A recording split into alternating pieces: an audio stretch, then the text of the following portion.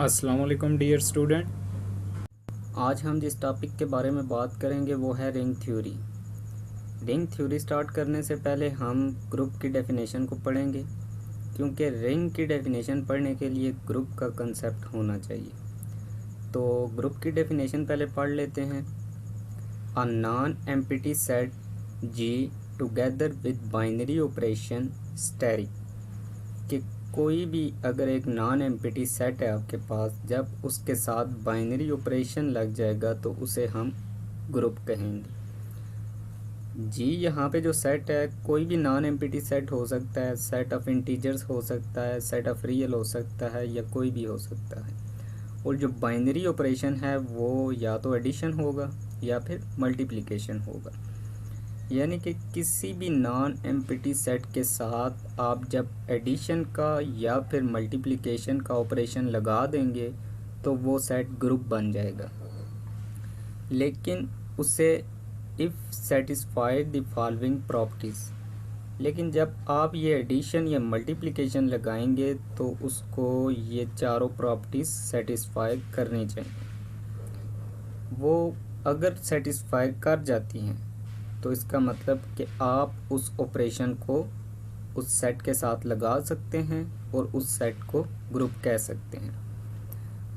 Let suppose آپ لگانا چاہ رہے ہیں ایڈیشن کسی بھی نان ایمپٹی سیٹ کے ساتھ، تو آپ نے انڈر ایڈیشن یہ پراپرٹیز لگانی ہے اس پہ، اگر وہ سیٹسفائی کرتی ہیں تو مطلب وہ گروپ ہے۔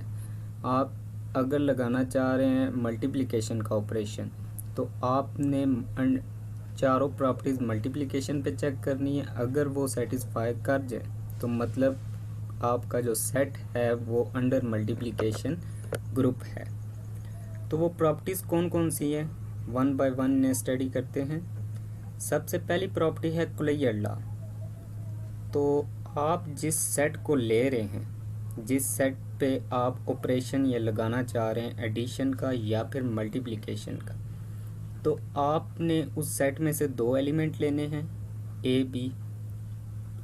وہ جو دو ایلیمنٹ ہوں گے وہ اس سیٹ میں سے آپ لیں گے، تو ان پہ جو آپریشن لگائیں گے وہ اس کا جو آنسر آ رہا ہے وہ بھی اس سیٹ میں ہی ہونا چاہیے۔ فار ایگزامپل آپ لگانا چاہ رہے ہیں ایڈیشن کا آپریشن، تو جو دو نمبر آپ نے اس سیٹ میں سے لیے ہیں ان دونوں کو ایڈ کریں، جو آنسر آئے گا وہ بھی اس سیٹ میں ہونا چاہیے۔ تو اس کا مطلب کلیئر لا ہولڈ کرتا ہے اس سیٹ میں۔ اگر آپ ملٹیپلیکیشن کا لگانا چاہ رہے ہیں آپریشن، تو پھر آپ نے ان دونوں نمبرز کو آپس میں ملٹیپلائی کرنا ہے، ملٹیپلائی کرنے سے جو آنسر آئے گا وہ بھی اس سیٹ میں ہونا چاہیے۔ For all a be belong to جی، یعنی کہ اے بی ہیں جو وہ جی سے بلونگ کریں گے، اس سیٹ سے آپ نمبر لے رہے ہیں۔ دوسرے نمبر پہ آپ نے ایسوسیٹیو لا لگانا ہے۔ کوئی سے بھی تین نمبر آپ نے اس سیٹ میں سے لے لینے ہیں، اس پہ آپ نے اس طرح ایسوسیٹیو لا لگانا ہے، یعنی پہلے ایلیمنٹ کو چھوڑ کے جو دو ایلیمنٹ ہیں ان پہ آپ نے بریکٹ لگانی ہے، اور پہلے دو ایلیمنٹ دوسری طرف اس طرح ہوتا ہے کہ پہلے دو ایلیمنٹ پہ آپ بریکٹ لگاتے ہیں اور تیسرا ایلیمنٹ ہوتا ہے۔ تو اس کا کیا ہوتا ہے کہ آپ نے ان دونوں ایلیمنٹس کو جو آپریشن لگا رہے ہیں پلس لگا رہے ہیں تو ان دونوں کو پلس کرنا ہے، پھر جو آنسر آئے گا اس میں پلس کرنا ہے، جو فائنل آنسر آئے گا اسی طرح ان دونوں کو بھی کرنا ہے، اس سے بھی کرنا ہے، ان کا جو فائنل آنسر آئیں گے وہ دونوں سیم ہونے چاہیے۔ تو مطلب کہ ایسوسیٹیو لا ہولڈ کرتا ہے اس سیٹ میں اگر وہ یہ سیٹسفائی کر جاتا ہے۔ تو اگر دو پراپرٹیز سیٹ سیٹسفائی کر جائے تو وہ سیٹ سیمی گروپ اسے ہم کہتے ہیں۔ اسی طرح اب بات آتی ہے آئیڈینٹی کی۔ تیسرے نمبر کی جو پراپرٹی ہے وہ ہے آئیڈینٹی۔ کوئی بھی سیٹ ہے اس پہ آپ جو آپریشن لگا رہے ہیں آپ نے آئیڈینٹی اس کے مطابق دیکھنی ہے۔ اگر آپ ایڈیشن لگا رہے ہیں تو آپ نے دیکھنا ہے کہ سیٹ میں ایک ایلیمنٹ ایسا ہونا چاہیے جو تمام ایلیمنٹس کے ساتھ ایڈ کیا جائے تو ایلیمنٹ پر کوئی فرق نہ پڑے، یعنی کہ آئیڈینٹی کو آپ اس پہ کوئی بھی بائنری آپریشن لگائیں دوبارہ وہی نمبر آئے، یا پھر آپ اس طرح کریں اے کو آئیڈینٹی کے ساتھ بائنری آپریشن لگائیں یا آئیڈینٹی کو اے کے ساتھ لگائیں تو آنسر آپ کا وہی آنا چاہیے۔ اے جو ہوگا وہ سیٹ آف جی سے بلونگ کرے گا، سیٹ آف جی کوئی بھی آپ جو سیٹ لے رہے ہیں۔ یہاں پہ یہ ہے کہ آپ اگر انڈر ایڈیشن لگا رہے ہیں تو آپ نے دیکھنا ہے سیٹ میں کوئی ایسا نمبر ہو جسے میں سب کے ساتھ ایڈ کروں تمام ایلیمنٹس کے ساتھ، تو اس ایلیمنٹ پہ، ان کے ایلیمنٹ پہ کوئی فرق نہ پڑے. تو وہ کون سا نمبر ہوگا؟ وہ ہوگا 0. یعنی کہ 0 اس سیٹ کی آئیڈینٹی ہوگی، کیونکہ 0 کو جس مرضی نمبر میں ایڈ کر دیں اس نمبر پہ تو کوئی فرق نہیں پڑے گا، دوبارہ وہی آنسر آئے گا. اگر آپ انڈر ملٹیپلیکیشن چیک کر رہے ہیں تو پھر وہ کون سا نمبر ہوگا کہ جسے سب کے ساتھ ملٹیپلائی کریں کسی بھی نمبر کے ساتھ تو اس نمبر پہ فرق نہ پڑے، تو وہ نمبر ہوتا ہے 1. اس طرح آپ نے آئیڈینٹی چیک کرنی ہے انڈر ایڈیشن یا پھر انڈر ملٹیپلیکیشن. اب آتی ہے بات انورس کی. انورس یہ ہے کہ جو اس سیٹ میں ایلیمنٹس ہیں ان کے اپوزٹ ایلیمنٹ بھی ہونے چاہیے. یعنی کہ اے ہے تو اس کا مائنس اے ہونا چاہیے. یہ ہے ایڈیٹو انورس کے لیے. تو آپ اس نمبر کو اسی نمبر میں ایڈ کریں تو آپ کا آنسر ہے جو وہ 0 آنا چاہیے. اسی طرح بی کی بات اگر ہم ملٹیپلیکیٹیو انورس کی بات کریں تو اس بی ہے اس کا ملٹیپلیکیٹیو انورس اس سیٹ میں ہونا چاہیے. یعنی کہ اگر بی ہے تو 1 اوور بی بھی اس میں لازمی ایگزسٹ کرنا چاہیے، تب یہ انورس ایگزسٹ کرے گا اس سیٹ میں. اگر اے ہے ایڈیٹو دیکھ رہے ہیں تو مائنس اے ہونا چاہیے. اگر بی ہے ملٹیپلیکیٹیو دیکھ رہے ہیں تو بی -1، یعنی کہ بی ہے تو 1 اوور بی بھی اس سیٹ میں ہونا چاہیے. اب بات آتی ہے کمیوٹیٹیو لا کی. کمیوٹیٹیو لا یہاں تک اگر وہ 4 پراپرٹیز کوئی بھی سیٹ ہے وہ سیٹسفائی کر جاتا ہے تو اسے ہم گروپ کہیں گے. ایک اور پراپرٹی ہے کمیوٹیٹیو لا، اگر یہ بھی اس میں ہو، کمیوٹیٹیو لا بھی ایگزسٹ کر جائے تو اس کا مطلب جو گروپ ہے وہ ایبیلین گروپ ہے، اسے ہم ایبیلین گروپ کہیں گے. کمیوٹیٹیو لا میں آپ نے کیا کرنا ہے کہ کوئی سے 2 ایلیمنٹ لینے ہیں اس سیٹ سے، ان دونوں کو ایڈ کرنا ہے. پہلے آپ نے پہلے کو دوسرے میں کرنا ہے، پھر دوسرے کو پہلے میں کرنا ہے، دونوں کا آنسر سیم آنا چاہیے. تو اس کا مطلب کمیوٹیٹیو لا ہے جو وہ اس سیٹ میں ہولڈ کرتا ہے. تو یہ گروپ کی ڈیفینیشن ہے. اب اس ڈیفینیشن کو ہم ایگزامپلس کے ذریعے دیکھ لیتے ہیں. یہاں پہ جس طرح ایک ایگزامپل ہے کہ prove that set of z ہے جو under addition is a group. آپ نے پروو کرنا ہے کہ یہ انڈر ایڈیشن گروپ ہے. تو گروپ کی پہلی پراپرٹی کیا تھی؟ Closure law. Late 4 and 3 belong to set of z. کوئی سے بھی آپ نمبر لے سکتے ہیں. یہ دونوں نمبر سیٹ آف انٹیجر سے بلونگ کرتے ہیں. تو اب میں ان دونوں کو ایڈ کروں گا تو آنسر ہے جو وہ کیا آ رہا ہے؟ 7. 7 بھی سیٹ آف انٹیجر سے بلونگ کرتا ہے. تو کیا مطلب کہ z ہے جو وہ کلوزڈ ہے، یعنی وہ پہلی پراپرٹی یہ سیٹ ہے جو وہ سیٹسفائی کر رہا ہے. ایسوسیٹیو میں بھی آپ اسی طرح چیک کریں گے. کوئی سے بھی 3 نمبر لیں گے جس طرح میں نے لیے ہیں 2 3 4 سیٹ آف انٹیجر کے ہیں. آپ نے اسی طرح ایسوسیٹیو لا لگانا ہے اس پہ. اب ان دونوں کو میں نے ایڈ کیا 7 آیا، ان دونوں کو ایڈ کیا 5 آیا. اب ان دونوں کو جب ایڈ کروں گا فائنل آنسر 9 آئے گا. ان دونوں کو ایڈ کرنے سے بھی فائنل آنسر 9 آئے گا. تو مطلب ایسوسیٹیو لا ہے جو وہ بھی اس سیٹ آف زی میں ہولڈ کرتا ہے. تو آپ کیا لکھیں گے؟ دیر four associative law hold in set of z. اب آپ نے چیک کرنا ہے کہ آئیڈینٹی ایلیمنٹ اس سیٹ میں ہے کہ نہیں. میں کوئی ایک نمبر لے لیتا ہوں، آپ بھی اس طرح کوئی بھی اس سیٹ کا نمبر لے لیں گے. کوئی بھی نمبر لے سکتے ہیں. اگر اس سیٹ کی جو آئیڈینٹی آئے گی وہیں سب ایلیمنٹ کی آئیڈینٹی ہوگی. جس طرح یہاں پہ میں نے 2 لیا ہے، 2 سیٹ آف انٹیجر سے بلونگ کرتا ہے. تو ایسا کون سا نمبر ہے جسے میں 2 میں ایڈ کروں تو دوبارہ 2 آئے؟ تو وہ نمبر ہے 0. یعنی کہ 0 بھی دیر exist 0 belong to set of integer. 0 بھی سیٹ آف انٹیجرز میں ہوتا ہے. تو اس کا کیا مطلب؟ سچ دیٹ 2 + 0 = 2 آئے گا، یا پھر میں 0 + 2 کروں تب بھی 2 ہی آئے گا. تو دیر four 0 is the identity element of z. یعنی کہ آئیڈینٹی ایلیمنٹ بھی ایگزسٹ کرتا ہے سیٹ آف زی میں. اسی طرح اب میں انورس چیک کروں گا. انورس کے لیے کیا ہوگا کہ 4 اگر میں نمبر لیتا ہوں، لیٹ سپوز میں نے لے لیا 4، تو کیا -4 اس سیٹ میں ہے؟ سیٹ آف انٹیجرز میں مائنس اور پلس دونوں نمبر ہوتے ہیں. دیر exist -4 belong to set of z. -4 بھی یعنی کہ بلونگ کرتا ہے. تو اس کا کیا مطلب ہوا کہ انورس ہے جو وہ بھی اس میں ایگزسٹ کرتا ہے. یہاں پہ یہ ہے کہ آئیڈینٹی کے لیے کوئی ایک ایلیمنٹ لے کے آپ اس کی آئیڈینٹی جو نکالیں گے وہ سب ایلیمنٹ کے لیے ہوگی، لیکن انورس میں ایسا نہیں ہے. انورس میں آپ نے ہر ایلیمنٹ کا چیک کرنا ہے، یعنی کہ اگر 1 ہے تو -1 بھی ہے ادھر کہ نہیں، 2 ہے تو -2 بھی ہے کہ نہیں، یہ آپ نے سب کا چیک کرنا ہے. ویسے اس طرح ہوتا ہے کہ آپ اب ساروں کا اس طرح کر کے چیک نہیں کر سکتے، لیکن سیٹ کے بارے میں اگر آپ کو پتہ ہے، جس طرح سیٹ آف زی ہے جو اس میں کون سے نمبر ہوتے ہیں، 0 +-1 +-2، یعنی ہر نمبر کا نیگیٹو نمبر ہوتا ہے، یعنی کہ ہر نمبر کا ایڈیٹیو انورس ہوتا ہے. تو اس کو ہم ایک ہی نمبر لے کے اس طرح اگزامپل دے کے پراپرٹی سیٹسفائی کرا سکتے ہیں. لیکن اس میں یہ نہیں لکھنا کہ -4 ہے جو وہ ایڈیٹیو انورس ہے اس سیٹ کا، نہیں، صرف ہم اتنا لکھیں گے دیر four additive inverse exist in زی، یعنی کہ ہر ایلیمنٹ کا ایگزسٹ کرتا ہے. یہاں پہ ہم نے کہا کہ 4 اس سے بلونگ کرتا ہے، تو اس کا جو انورس ایڈیٹیو وہ بھی اس سے بلونگ کرتا ہے. اب ہم نے چیک بھی کرنا ہے پراپرٹی لگا کے جو ایڈیٹیو انورس کی ہے کہ 4 میں پلس کروں -4 میں تو آنسر 0 آئے گا، یا پھر -4 کو پلس کروں 4 میں تب بھی آنسر 0 آئے گا.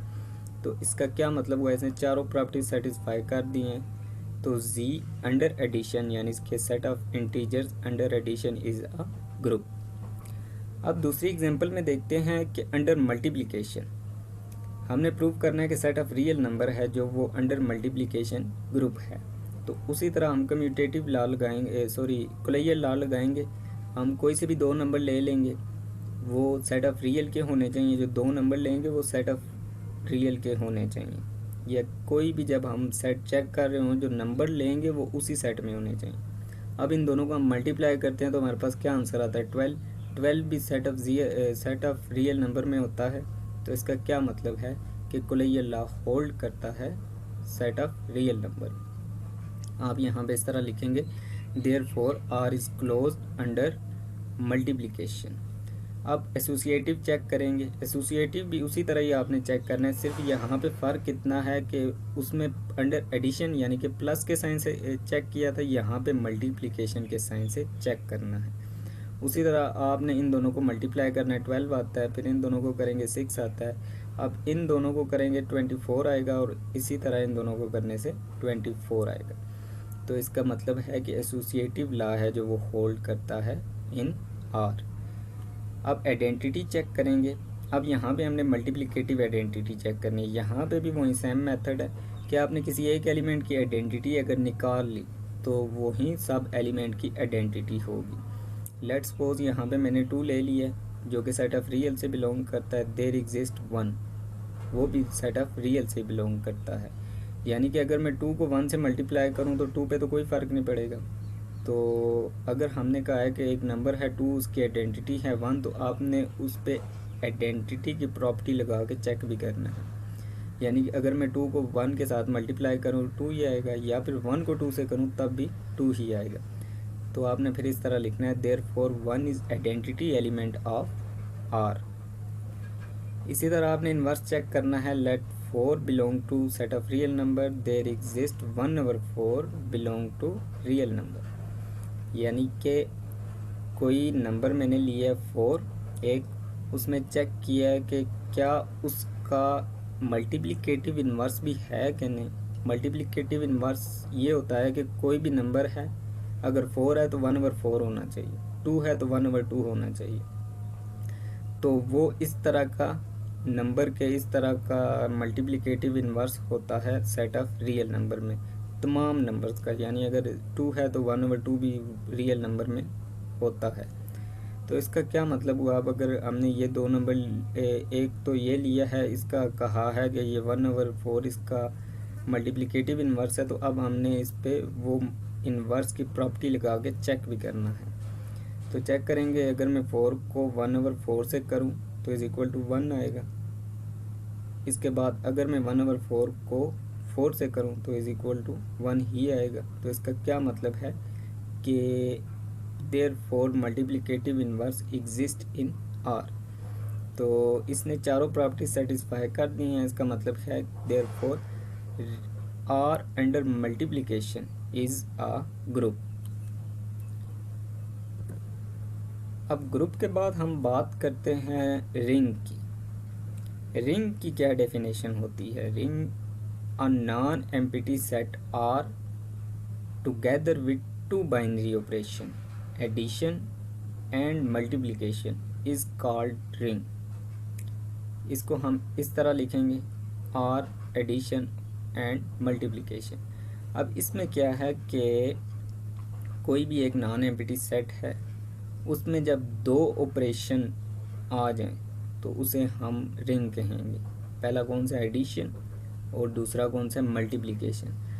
اب ہم دیکھیں گے کہ ایڈیشن کب آئے گا اور ملٹیپلیکیشن کب آئے گا. It satisfy the following properties. Group میں ہم نے بات کی تھی کہ کوئی ایک آئے گا، لیکن رنگ میں دونوں آئیں گے. انڈر ایڈیشن کس صورت میں آئے گا اور انڈر ملٹیپلیکیشن کس صورت میں آئے گا وہ ہم ابھی دیکھیں گے. R1 جو اس کی پراپرٹی ہے اس میں ہے کہ R انڈر ایڈیشن تب آئے گا جب وہ ایبیلین گروپ ہو، یعنی کہ R انڈر ایڈیشن ایبیلین گروپ ہونا چاہیے. کوئی بھی سیٹ جس کے ساتھ آپ یہ دونوں آپریشن لگانے لگے ہیں یا جسے آپ چیک کرنے لگے ہیں یہ رنگ ہے یا نہیں، پہلے آپ اسے انڈر ایڈیشن ایبیلین گروپ پروف کریں گے کہ اس پہ آپ نے وہ پہلی پانچوں پراپرٹی لگانی ہے، پہلی 4 گروپ کی اور ایک کمیوٹیٹیو لا بھی پروو کرنا ہے.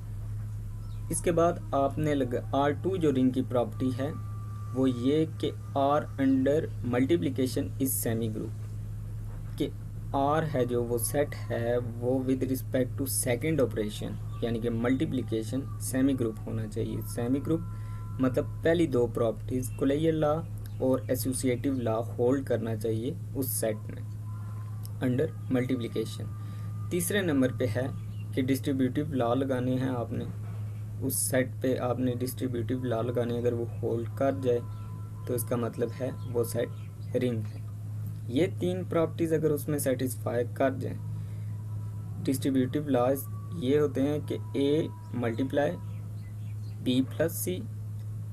اس کا جو آئے گا آنسر آپ کے پاس وہ اس طرح کہ A dot B plus A dot C، یعنی ان دونوں کا آنسر سیم آنا چاہیے جس طرح ایسوسیٹیو لا میں ہم نے کیا تھا. یہ آپ کے پاس لیفٹ ڈسٹریبیوٹیو لا ہوتا ہے، یہ آپ کے پاس رائٹ ڈسٹریبیوٹیو لا ہوتا ہے. جس طرح آپ نے ایسوسیٹیو لا کو چیک کیا تھا اس کو بھی اسی طرح ہی چیک کرنا ہے. آنسر دونوں کا سیم آنا چاہیے. اگر یہ سیٹسفائی کر جاتے ہیں تو اس کا مطلب یہ ہے کہ یہ سیٹ نے تینوں پراپرٹی سیٹسفائی کر دی ہیں، تو یہ سیٹ ہے جو یہ رنگ ہے. اب ہم بات کرتے ہیں کہ رنگ ود یونٹ ایلیمنٹ یا پھر رنگ ود یونٹی کیا ہوتا ہے. A ring is said to be ring with unity if multiplicative identity exists in R.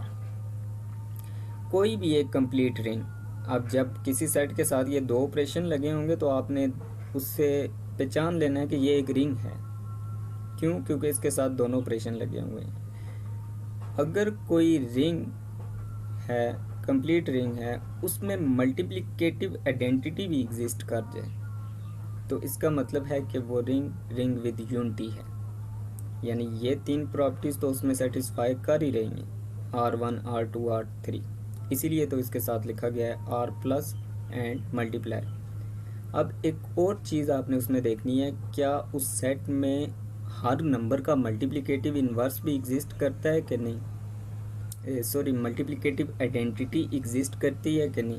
اگر ملٹیپلیکیٹیو آئیڈینٹی بھی اس سیٹ کی ہے، سیٹ R کی، سیٹ R کوئی بھی نمبر ہو سکتا ہے، کوئی بھی سیٹ ہو سکتا ہے، تو اس کا مطلب ہے کہ وہ جو رنگ ہے وہ رنگ ود یونٹی ہے. صرف آپ نے ایک اور چیز دیکھنی ہے، وہ کیا ہے؟ ملٹیپلیکیٹیو آئیڈینٹی چیک کرنی ہے. آئیڈینٹی کیسے چیک کرتے ہیں وہ ہم پیچھے دیکھیں. اس کے بعد کمیوٹیٹیو رنگ کیا ہوتی ہے؟ کوئی بھی رنگ اسے ہم کمیوٹیٹیو رنگ تب کہتے ہیں جب اس میں کمیوٹیٹیو لا انڈر ملٹیپلیکیشن ہولڈ کرے. یعنی کہ آپ نے 2 نمبر لیے، ان پہ کمیوٹیٹیو لا لگایا، اگر وہ ہولڈ کر جائے تو اس کا مطلب رنگ ود وہ جو رنگ ہے وہ کمیوٹیٹیو رنگ ہے. اب یہ ہے کہ کمیوٹیٹیو رنگ کے لیے رنگ ود یونٹی ہونا لازمی نہیں ہے، اور رنگ ود یونٹی ہونے کے لیے کمیوٹیٹیو رنگ ہونا لازمی نہیں ہے، یہ دونوں الگ الگ ہیں.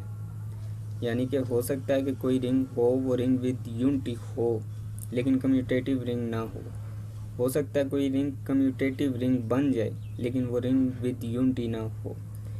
لیکن ان دونوں کو آپ نے چیک کرنے کے لیے جو آپ کو وہ سیٹ دیا جائے گا وہ کمپلیٹ ایک رنگ ہوگا، اس میں آپ نے چیک کرنا ہوگا.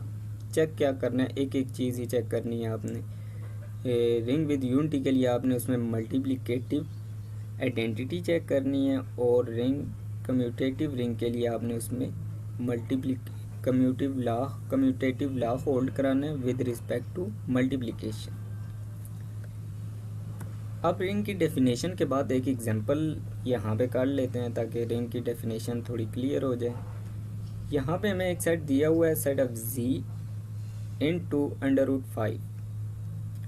اب سیٹ آف زی کا تو ہمیں پتہ ہے سیٹ آف انٹیجرز ہوتے ہیں، لیکن اس نے آگے یہ جس طرح لکھا ہوا ہے نا کہ √5، اب اس کا ہمیں نہیں پتہ یہ سیٹ کس ٹائپ کا ہے، لیکن اس نے بتا دیا ہے کہ اس کے ایلیمنٹ ہیں جو وہ اس طرح کے a+b √5، یعنی پہلا ایلیمنٹ اسی طرح ہوگا اور پلس دوسرا ایلیمنٹ ہوگا جو اس کے ساتھ √5 لکھا جائے گا. سچ ڈیٹ اے بی جو ہیں وہ سیٹ آف انٹیجرز سے بلونگ کرتے ہیں، یعنی یہ جو دو ایلیمنٹ ہیں یہ سیٹ آف انٹیجرز کے ہیں. with usual addition and multiplication prove that is a ring. یعنی کہ اس سیٹ کو انڈر ایڈیشن اور ملٹیپلیکیشن دونوں آپریشن پروف کریں اور بتائیں چیک کریں کہ یہ رنگ ہے کہ نہیں. اب انڈر ایڈیشن اس میں کیا کیا چیزیں چیک کرنی ہے وہ ہم رنگ کی ڈیفینیشن میں دیکھ رہے ہیں. یعنی پہلی 5 پراپرٹیز لگانی ہے ایبیلین گروپ تک، ایبیلین گروپ پروف کرنا ہے. ملٹیپلیکیشن کے لیے 2 پراپرٹیز لگانی ہیں اور تیسرے نمبر پہ ڈسٹریبیوٹیو لا ہولڈ کرانے. تو شروع کرتے ہیں اس ایگزامپل کو، اس کا پروف شروع کرتے ہیں. R1 میں ہم نے کیا کرنا ہے، to show Z into √5 under addition is a ایبیلین group, یعنی اس کو ہم نے انڈر ایڈیشن ایبیلین گروپ پروف کرنا ہے. اس سیٹ میں جو ایلیمنٹ ہیں کس ٹائپ کے ہیں وہ تو اس نے ہمیں بتا دیا. اب یہاں پہ ہم لیٹ کر لیتے ہیں کیونکہ ہم نے اس میں ایسوسیٹیو لا بھی پروف کرنا ہے. ایسوسیٹیو لا کے لیے آپ کو پتہ ہے 3 ایلیمنٹ آپ کو چاہیے ہوں گے، اس لیے آپ پہلے سے 3 ایلیمنٹس کو لیٹ کر لیں. x از اکول ٹو ہے جو وہ a+b under √5 and y is equal to c+d under √5 and z is equal to e+f under √5. یہاں پہ یہ دیکھیں کہ ایلیمنٹ کی ٹائپ ایک جیسی ہونی چاہیے، جس طرح اس نے بتائی ہے اسی طرح کا ہونا چاہیے. باقی یہاں پہ کون سے نمبر آتے ہیں اس سے کوئی فرق نہیں پڑتا، یہاں پہ کوئی بھی نمبر آ سکتا ہے، لیکن ٹائپ کیا ہونی چاہیے کہ پہلا نمبر اسی طرح ہو، دوسرے نمبر کے ساتھ انڈر √5 ہونا چاہیے. اسی طرح میں نے y is equal to c+d لیا انڈر √5، یعنی پہلا نمبر اسی طرح ہے، دوسرے کے ساتھ انڈر √5 آ رہا ہے. اسی طرح z میں بھی کیا، z is equal to e+f under √5. اس میں یہ ہے کہ x y z ہیں جو وہ اس گیون سیٹ کے ساتھ بلونگ کر رہے ہیں، اور a b c d e f ہیں جو وہ سیٹ آف انٹیجر سے بلونگ کر رہے ہیں. تو اب ہم پراپرٹیز لگانا شروع کرتے ہیں. پہلی پراپرٹی ہے جو وہ ہے کلیہ لا. کلیہ لا کیا تھا کہ 2 نمبرز جو ہیں آپ نے اس سیٹ کے لیے ہیں، x اور y ہے جو میں نے اس گیون سیٹ سے ہی لیا ہے نا، تو ان دونوں کو ایڈ کریں. اب ایڈ کیسے کرنا ہے، x کی ویلیو ہم نے x کو یہ لیٹ کیا ہوا ہے اور y کو یہ لیٹ کیا ہے. اب ان کو ایڈ کریں. ایڈ کرنے کا میتھڈ اس کا اس طرح ہے کہ جس طرح آپ امیجنری نمبرز کو کمپلیکس نمبرز کو ایڈ کیا کرتے تھے نا، اسی طرح کمپلیکس نمبر میں کیا ہوتا تھا کہ ریئل پارٹ ریئل میں ہوا کرتا تھا اور امیجنری پارٹ امیجنری میں ہوا کرتا تھا. اس کی ایڈیشن بھی اسی طرح ہوگی. تو آپ نے کیا کرنا ہے کہ اس کو اس کے ساتھ کر دینا ہے، اور جو انڈر √5 والا ہے اس کو انڈر √5 والے کے ساتھ کر دینا ہے، یعنی a+c اور b+d، یہاں پہ b+d آئے گا اور انڈر √5 ہے جو وہ کامن آ گئی. اب یہ دیکھیں یہ بھی اسی ٹائپ کے نمبر آ گئے ہیں ہمارے پاس، یعنی پہلا نمبر ہے جو a+c پورا ایک نمبر بن گیا، اینڈ پلس b+d یہ بھی ایک نمبر آ گیا ہے. تو اسے ہم کیا لکھیں گے، therefore given set closed under addition. اب ایسوسیٹیو لا چیک کرتے ہیں. ایسوسیٹیو لا کے لیے آپ نے کیا کرنا ہے کہ ایسوسیٹیو لا میں آپ نے سب سے پہلے تو ایسوسیٹیو لا لکھنا ہے، پھر آپ نے لیفٹ ہینڈ سائڈ لینی ہے، آپ نے x کی ویلیو پٹ کرنی ہے bracket plus square bracket C plus D under root 5 plus E plus F under root 5। ठीक है, अब आपने क्या करना है कि जो ये स्क्वायर ब्रैकेट वाली वैल्यू हैं इन दोनों को पहले ऐड करना है। कैसे ऐड करेंगे? एडिशन का मेथड हम देख चुके हैं जिस तरह ऐड करना है, यानी कि सी प्लस ई और D plus F under root 5। तो अब इन दोनों को तो हमने सॉल्व कर लिया, अब हमने इन दोनों को सॉल्व करना है। तो इसमें क्या करना है कि ए प्लस सी प्लस ई, यानी ए इसमें ऐड होगा और ये वैल्यू इसमें ऐड होगी, B plus D plus F under root 5, ये इक्वेशन 1 है। अब ये भी जो है ये इस तरह के एलिमेंट का नंबर है, इसी तरह के एलिमेंट है। कैसे?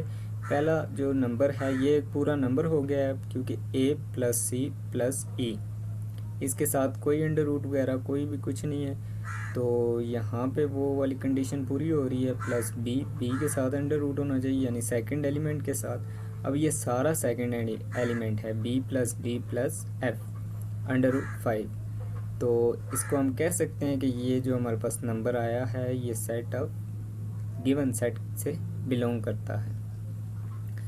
अब जो इसकी राइट हैंड साइड है, अगर तो आप सॉल्व कर लेते हैं तो ठीक है, अगर आप सॉल्व नहीं करते आप लिख देते हैं right hand side is equal to, आप राइट हैंड साइड लिखें और नीचे ये आंसर लिख दें जो लेफ़्ट हैंड साइड का है, तो तब भी ठीक है।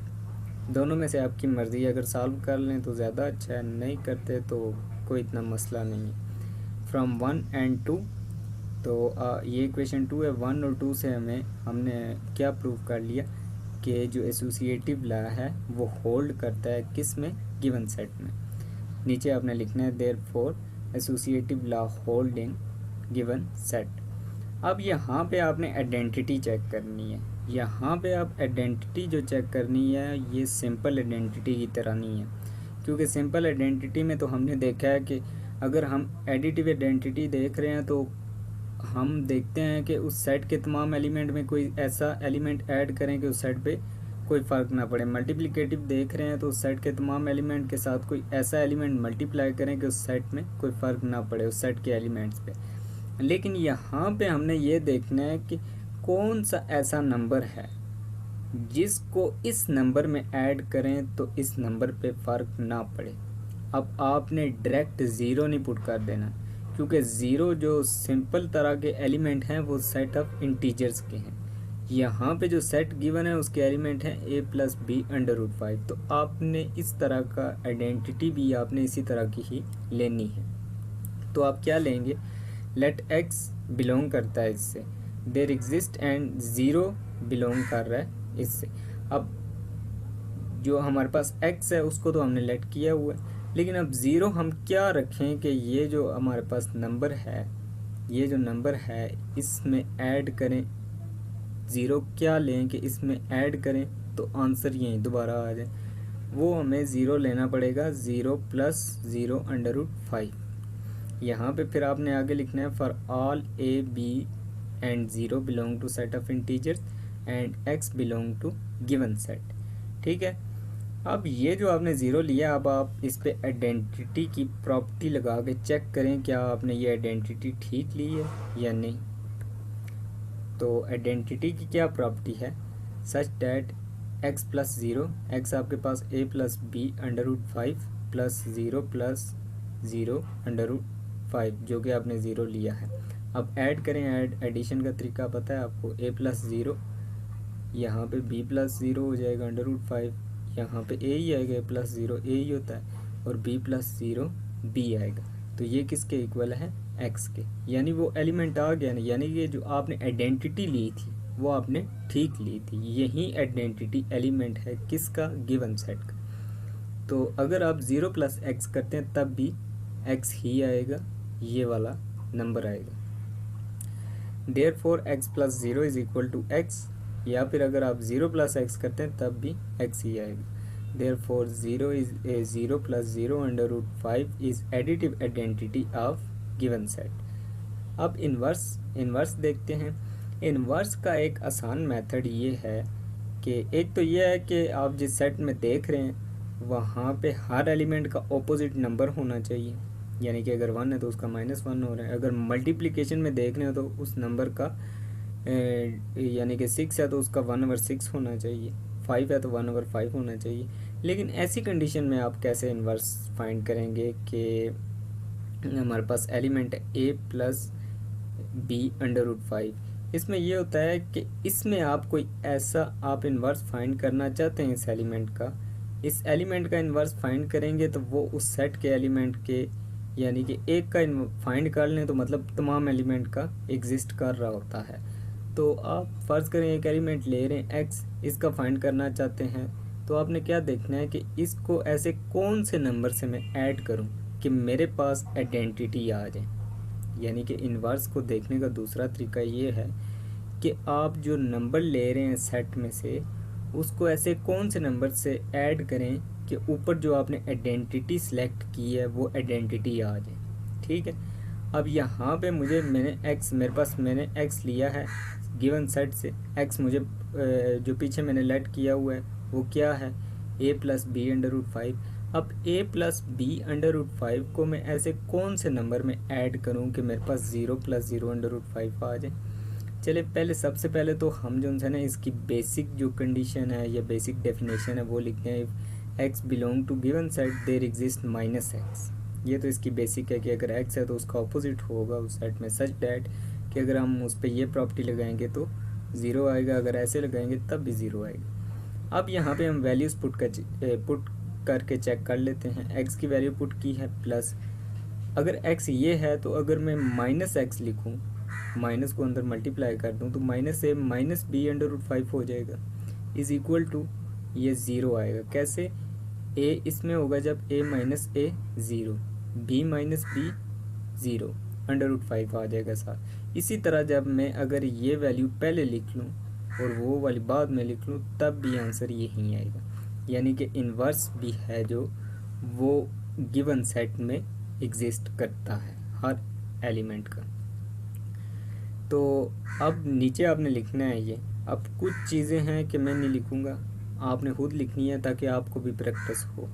कुछ आपने ये साइन जहन में रखने हैं, देयरफॉर, चूँकि इस तरह के जो साइन होते हैं ये आप जहन में रखें। आपने एंड पे लिखना होता है, अगर किसी चीज़ को आप प्रूफ कर रहे हैं तो आपने ये साइन लगा के वो उस स्टेटमेंट को लिखना होता है जो आपने प्रूफ की है। अब यहाँ पे नीचे आपने लिखना है। अब आपकी जो इसकी आखिरी प्रॉपर्टी है एबिलियन ग्रुप की वो आपने प्रूफ करनी है। वो कौन सी है, कम्यूटेटिव लॉ। कम्यूटेटिव लॉ तो आप प्रूफ कर सकते हैं आपके x plus Y is equal to Y plus X. इसमें लेफ़्ट हैंड साइड ले लें, लेफ़्ट हैंड साइड है जो आपके पास वो क्या है, a plus X plus Y.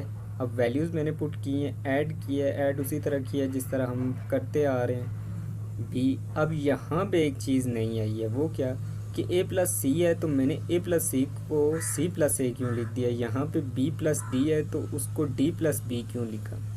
अब इसकी रीज़न क्या है, इसकी रीज़न ये है कि हमने सेट ऑफ इंटीजर्स को चेक किया था, वो अंडर एडिशन ग्रुप था। अगर हम उस पर कम्यूटेटिव लॉ लगाते हैं तो वो अंडर एडिशन कम्यूटेटिव भी होता है, यानी एबिलियन ग्रुप भी होता है। अगर a और c ये हम बार बार लिखते आ रहे हैं कि जो है ना ये किस से, सेट ऑफ इंटीजर से बिलोंग कर रहे हैं। अगर ये सेट ऑफ इंटीजर से बिलोंग कर रहे हैं तो मतलब ये तो एबिलियन ग्रुप है। एबिलियन ग्रुप है तो कम्यूटेटिव लॉ इसमें होल्ड करता है। कम्यूटेटिव लॉ अगर इसमें होल्ड करता है तो इसका मतलब यह है कि अगर लिखा हुआ है कोई नंबर x प्लस वाई उसे हम y प्लस एक्स लिख सकते हैं, यानी चेंज करके लिख सकते हैं। इस नंबर को शुरू में ला सकते हैं, इसको बाद में ला सकते हैं। इसी तरह वही कंडीशन इस पे अप्लाई की है, इधर भी वही की है। अब इसको इस फॉर्म में लिखना है। इस फॉर्म में कैसे लिखेंगे, इस √5 को अंदर मल्टीप्लाई करेंगे पहले आप, फिर इस फर्स्ट को फर्स्ट के साथ लिखेंगे यानी √5 भी आ जाएगा, और सेकंड को सेकंड के साथ और √5। अब ये जो वैल्यू है ये किसके इक्वल है, y के, प्लस ये किसके, x के। अब यहाँ पे हमारे पास रिंग की पहली प्रॉपर्टी है जो वो सेटिस्फाई हो गई है, उसकी पांचों, यानी कि एबिलियन ग्रुप जो प्रूव करना था वो, और हमने एबिलियन ग्रुप प्रूव कर लिया है अंडर गिवन सेट है जो, उसे अंडर एडिशन हमने एबिलियन ग्रुप प्रूव कर ली। अब हमने सेकंड प्रॉपर्टी देखनी है। सेकंड प्रॉपर्टी क्या है कि जो गिवन ग्रुप है हमारे पास, यानी कि جو ہمارے پاس ہے z√5 انڈر ملٹیپلیکیشن، اس کو ہم نے پروو کرنا ہے کہ یہ سیمی گروپ ہے، یعنی کہ کلیئر لا بھی لگانا ہے اور ایسوسیٹیو لا بھی لگانا ہے۔ سیمی گروپ میں کیا ہوتا ہے کہ فرسٹ ٹو پراپرٹیز ہم نے دیکھنی ہوتی ہے۔ اب ملٹیپلیکیشن میں کیا کرنا ہے، ملٹیپلیکیشن میں اور ایڈیشن میں فرق ہے اس میں۔ ملٹیپلیکیشن میں اب ایسے نہیں کرنا کہ اس کو اس کے ساتھ ملٹیپلائی کیا اور اس کو اس کے ساتھ کر دیا تو بس ہو گیا، ایسے نہیں کرنا۔ اس میں یہ ہوتا ہے کہ فرسٹ ایلیمنٹ ان دونوں کے ساتھ ہوتا ہے، سیکنڈ بھی ان دونوں کے ساتھ ہوتا ہے، اس طرح جس طرح میں نے کیا ہے کہ a.c a.d√5۔ اسی طرح جو آگے ہے b.c√5 اینڈ b.d/5، کیونکہ انڈر روٹ جو ہے وہ ختم ہو جائے گا۔ اب یہاں پہ یہ کرنے کا ملٹیپلیکیشن کرنے کے بعد آپ نے کیا کرنا ہے کہ جو تو انڈر روٹ کے بغیر ہیں انہیں اکٹھا لکھنا ہے، اور جو انڈر روٹ والے انہیں اکٹھا لکھ لینا ہے، اور اس میں سے انڈر روٹ کامن لے لینا ہے۔ یعنی کہ یہ کرنا ہوتا ہے کہ جو آپ کے پاس گیون سیٹ میں ایلیمنٹ کی شیپ دکھائی گئی ہے کہ اس طرح کے ایلیمنٹ ہے، ہمیں بھی وہی ایلیمنٹ کی شیپ بنانی ہوتی۔ اب دیکھ لیں ایلیمنٹ دکھائے گئے تھے اس ٹائپ کے، تو پہلا ایلیمنٹ اسی طرح تھا، دوسرے کے ساتھ انڈر√5 تھا، تو ہم نے وہی کیا کہ پہلا ایلیمنٹ ہے اس کے ساتھ، اب یہ سارا ایک پہلا ایلیمنٹ ہے تو اس کے ساتھ کوئی انڈر روٹ میں ویلیو نہیں ہے، لیکن دوسرے ایلیمنٹ کے ساتھ انڈر√5 ہے جو کہ گیون کنڈیشن ہے، ایسا ہونا چاہیے۔ تو ایسوسیٹیو میں کیا کرنا ہے، اب ملٹیپلیکیشن کا آپ کو پتہ چل گیا، ایسوسیٹیو میں بھی آپ ایسے ہی کریں گے۔ ایسوسیٹیو کی جو ملٹیپلیکیشن ہے وہ کیسے کرنی ہے، پہلے آپ لیفٹ ہینڈ سائڈ لیں گے، اس میں پہلے ان دونوں کو ملٹیپلائی کریں گے، یعنی ان دونوں کو، وہ کیسے کرنا ہے جیسے ہم نے یہ کیا تھا۔ اسی طرح ملٹیپلائی کیا تو ہمارے پاس یہ آ گیا، اکٹھا کر کے لکھا، انڈر روٹ والے الگ کر لیے اور جو انڈر روٹ کے بغیر تھے ان کو الگ کر لیے۔ اب کیا کرنا ہے، اب یہ والی ملٹیپلیکیشن میں نے نہیں کی، اب یہ ملٹیپلیکیشن آپ نے خود کرنی ہے۔ اس میں کیا ہوگا کہ اس اے کو آپ نے چاروں کے ساتھ ملٹیپلائی کرنا ہے، اس میں انڈر روٹ پہلے اندر ملٹیپلائی کر لینا ہے، اس کے بعد اس b√5 کو چاروں کے ساتھ ملٹیپلائی کرنا ہے۔ جو آنسر آئے گا، آنسر سے پہلے جو یعنی کہ سیکنڈ لاسٹ آپ کا جو سٹیپ ہوتا ہے، اس میں آپ نے جو کہ انڈر روٹ والے ہیں انہیں ایک سائڈ پہ لکھنا ہوتا ہے، اور جو انڈر روٹ والے ہیں انہیں ایک سائڈ پہ لکھنا ہوتا ہے، اور انڈر روٹ کامن لے لینا ہوتا ہے، تب جا کے ایسا پیٹرن بنتا ہے۔ اور آپ اس کو یہ کہہ سکتے ہیں کہ یہ جو ہمارے پاس آنسر آیا ہے وہ گیون گروپ کے ساتھ بلونگ کرتا ہے۔ یہ میں نے آنسر لکھ دیا، یہ والے سٹیپ ہیں جو یہ آپ نے خود کرنے ہیں۔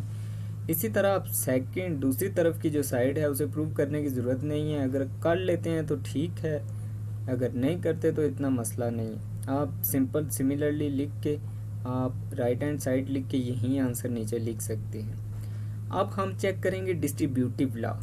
ڈسٹریبیوٹیو لا میں بھی آپ نے صرف یہی لکھنا ہے آلویز ہولڈ، اس کو چیک کرنے کی ضرورت نہیں ہے۔ اگر چیک کر سکتے ہیں، ویسے تو یہ کافی لینتھی ہو جائے گا، اگر کر لیں تو ٹھیک ہے، اگر نہیں کرتے تو یہ لکھ دیں تب بھی ٹھیک ہے، کویسچن آپ کا کمپلیٹ ہو جائے گا۔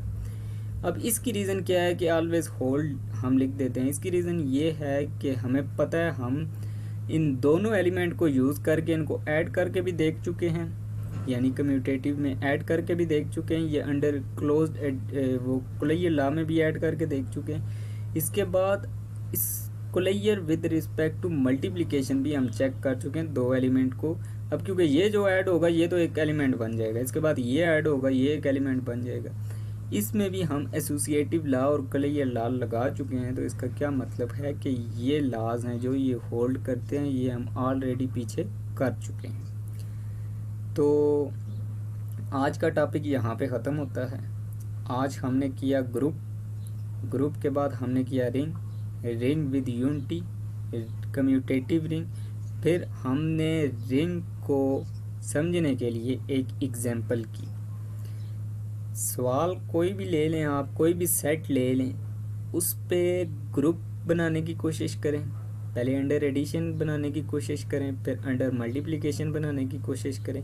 اسی طرح جب آپ گروپ بنا لیں پھر آپ اس کو ایبیلین گروپ بنائیں، پھر آپ اس کو رنگ بنائیں، رنگ ود یونٹی بنائیں اور کمیوٹیٹیو رنگ بنانے کی کوشش کریں۔